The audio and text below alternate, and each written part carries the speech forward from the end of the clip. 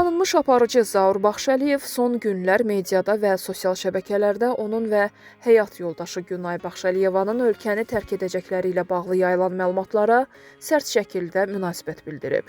Zaur yayılan iddiaların tamamilə əsassız və yalan olduğunu deyib. Hara gedirik? Bunu kim uydurub? Biz müğənni də deyilik ki, toylarımızın qabağını alsınlar. Bu cəfəng xəbərləri necə uydururlar, başa düşə bilmirəm.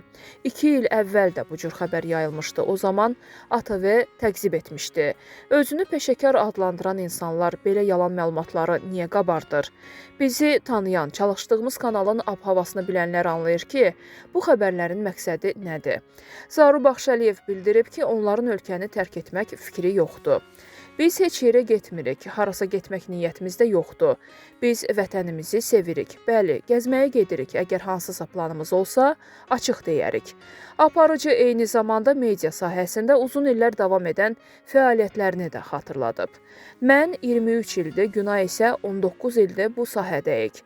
Allah nəsib eləsə, bundan sonra da bir o qədər fəaliyyət göstərmək istəyirik.